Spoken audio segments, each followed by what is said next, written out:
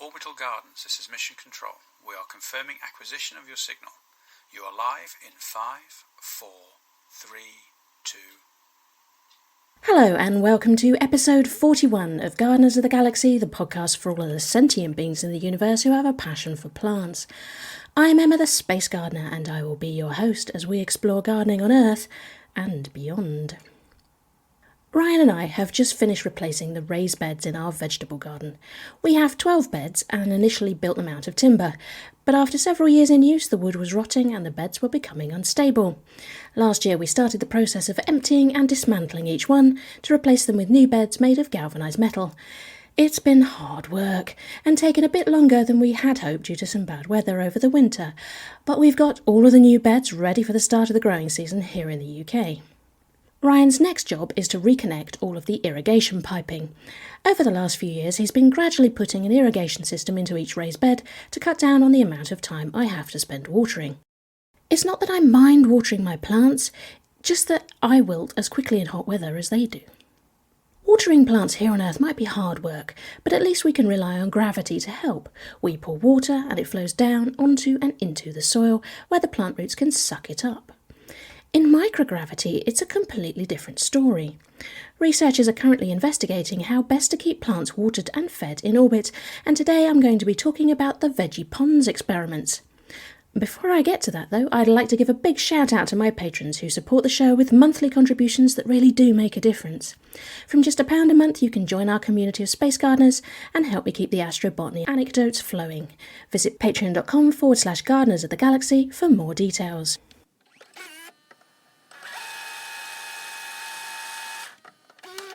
In April 2014, NASA launched the first veggie growing unit to the International Space Station, and in June that year, astronaut Steve Swanson harvested the first space crop of outrageous lettuce.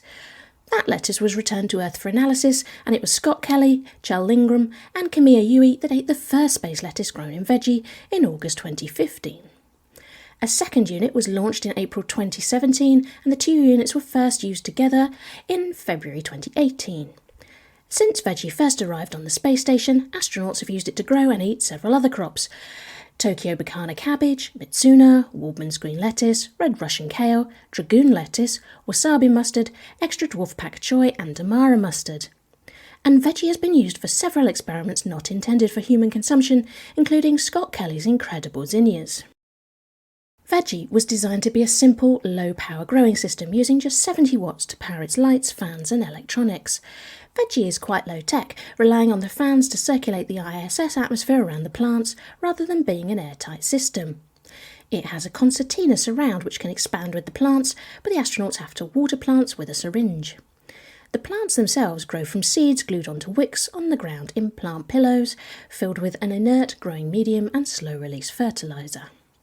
Veggie has been used as a test bed for various different space gardening techniques, including the development of seed films that could allow astronauts to sow seeds themselves. Later this year we'll see Crew 4 replace the original Veggie base plate with X-Roots, a new unit that will test growing plants using hydroponic and aeroponic techniques. Earlier this year, Kayla Barron and Rajachari from Crew 3 ran the latest in a series of experiments called Veggie Ponds, a Tupperware-based system under development to improve water and nutrient delivery for plants in veggie. PONDS stands for Passive Orbital Nutrient Delivery System.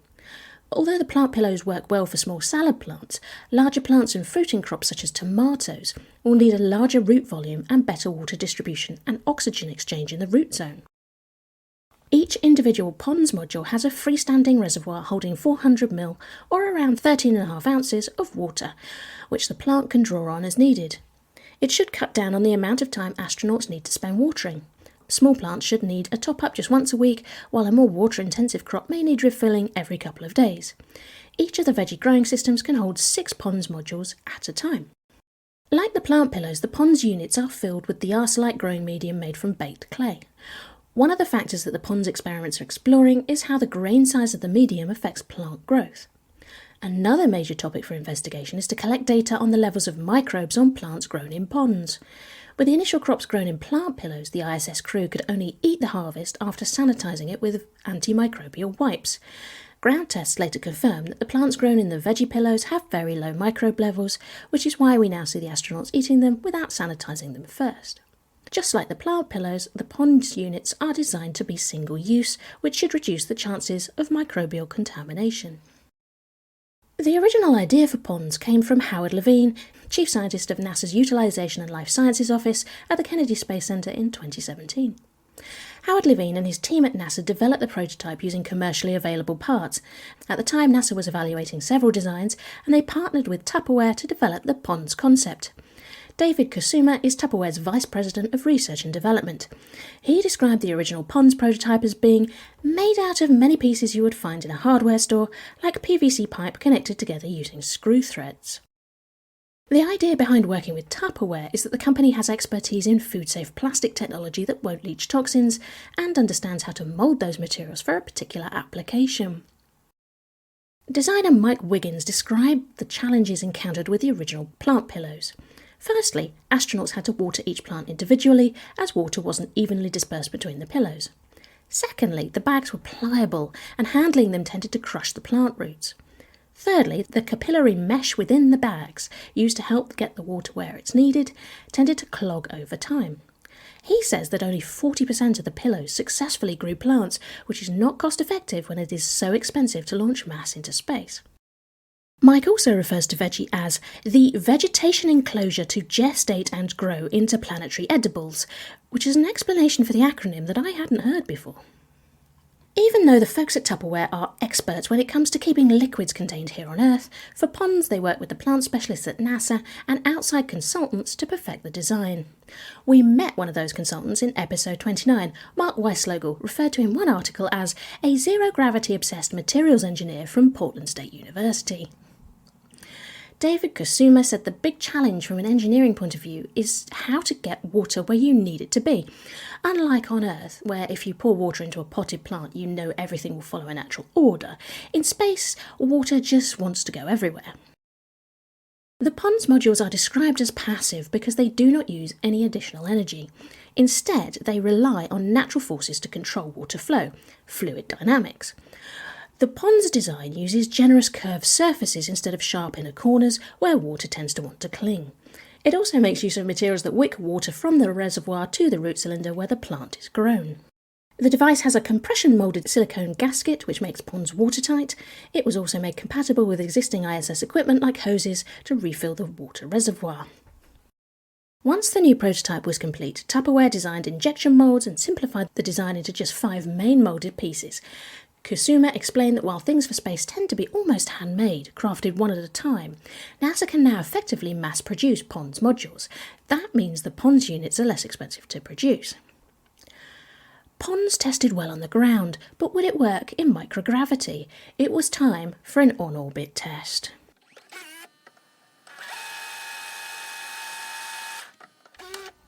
The first Veggie Ponds flight experiment took place in April and May 2018, growing the outrageous red romaine lettuce that has been so successful in the original veggie plant pillows. Each veggie unit can hold 6 ponds modules, but Veg Ponds 01 involved 7. 4 were black opaque modules, while 2 were shrouded modules with a clear window and a removable cover to allow astronauts to observe root growth. The final module was transparent and did not contain a plant. It was used to observe how water moved around the reservoir in space. The result of this first experiment was that the ponds modules were overwatered, providing too much water to the lettuce seeds.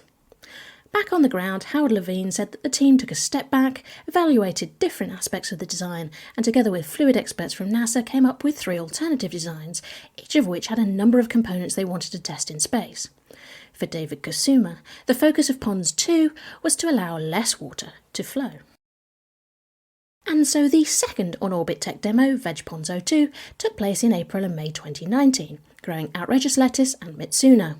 It tested 3 new ponds designs, with 4 of each kind. With 12 ponds in total, it filled both veggie systems. This time, 6 of the modules were clear to allow astronauts to observe the water flow. But although everything germinated, the seeds were too dry. Dave Reed is Florida Operations Director for TechShot Inc., another company involved in the Ponds project.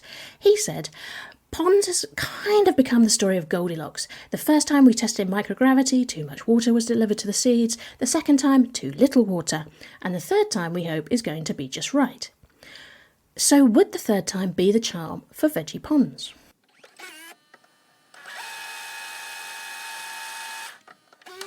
For Veg Ponds 03, 6 of the Ponds units used design changes developed by Howard Levine and his team at NASA, while TechShot and Tupperware made changes to the other 6.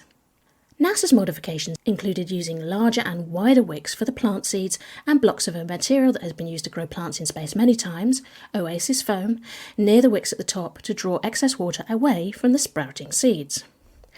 Meanwhile, TechShot and Tupperware tried using narrower, skinnier wicks made of a different material to hold the plant seeds in place.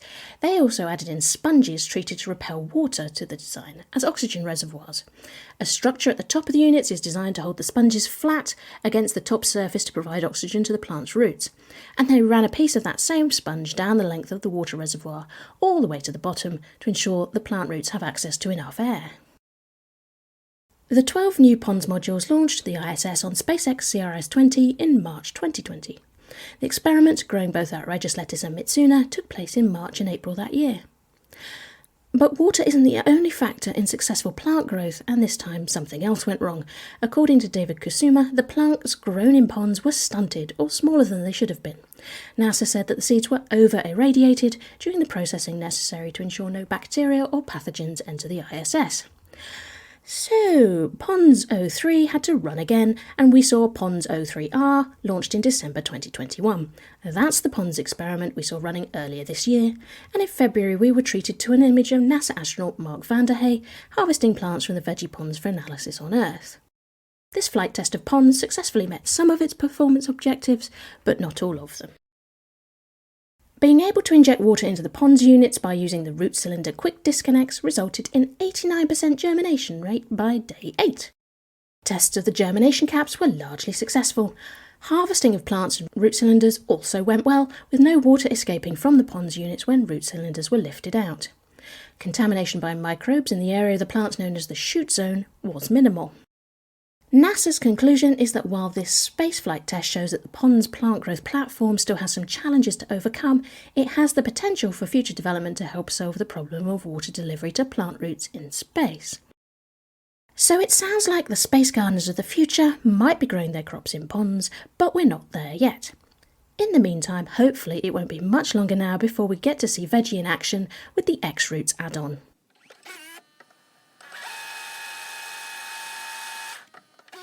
That's it for this episode. Thanks again to my patrons for supporting the show, and don't forget you can sign up to the Gardeners of the Galaxy newsletter for new episode alerts and bonus astrobotany content. I'll put that link in the show notes for you, which you can find on my website at theunconventionalgardener.com. Thanks for listening. Goodbye. Orbital Gardens, this is Mission Control, confirming termination of your signal. The technicians have asked me to pass on that they are pleased with the results of your latest flower experiment. They say everything is coming up roses.